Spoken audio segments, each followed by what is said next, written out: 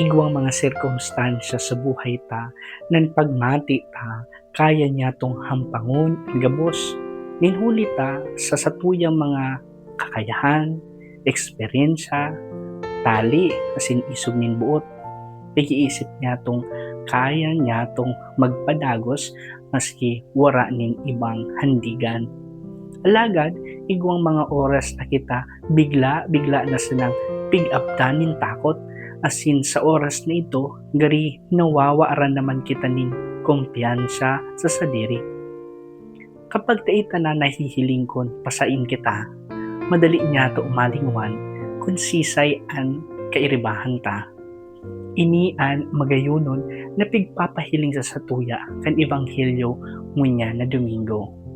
Pagkatapos na pakakano ni Jesus, ang kadakol na tawo, naglunad sa bangka an sa iyang mga disipulos, asin nagbalyo nin salog. Nag-abot an makasugduros, asin nagkaigwan nin darakulang hukol. Nahiling ninda si Jesus na naglalakaw sa ibabaw kan tubig. Imbis na mamidbidan ninda si Jesus, nahandal sinda asin pighuna na kalag. Kaya nagtaram si Jesus, kusugan nindo ang sindong buot. Ako ini, di kamo mahandal. Minsan arag man kainian nangyayari sa to. Kapag silensyan gabos, madali sabihon na nagtutubod kita sa Diyos. Alagad kapag nag-abot na anri malaso, tumanan nahihiling kun hanggang sain kita, asin kun kiisay kita nakahandig. Si Pedro nagkaigwan ng isog buot na maglakaw sa ibabaw ng tubig. Ninhulita, nakahiling siya kay Jesus.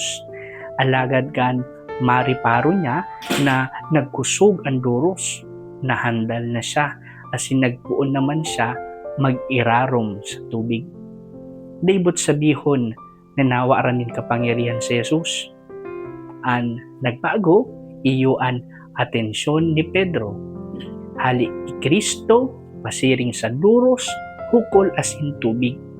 Siguro ini ang dahilan kunyata kita man minalubog sa buhay. Kapag puro pirmi na sana kita na minaasa sa satuyang sadiri, sa sadiring kapasidad, nalilingwan na nyato na ang gabos, piyaya.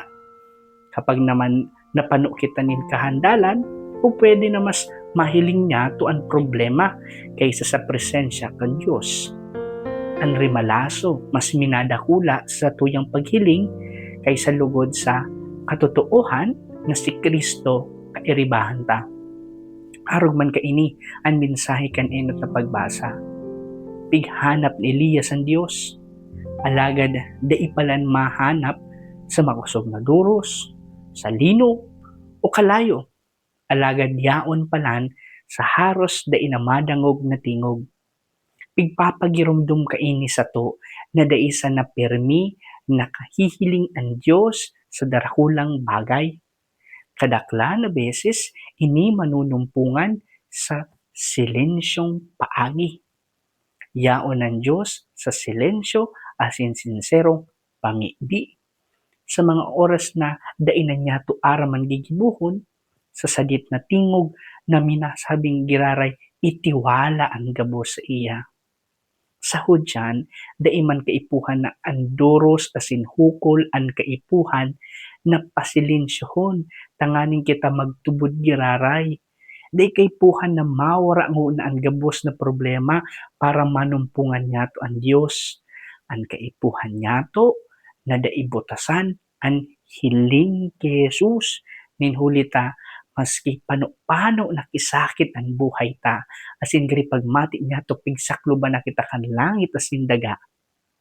Alagad natatao kita na sa tao kinigabos nakatingkalag kita ang sa tuyang mata kay Jesus. Sigurado ako na dai kita solo-solo sa gabos na ini. Igwang Jesus na iibanhan kita, asin maunat kan sa iyang kamot, asin masabi, ako ini, di ka matakot.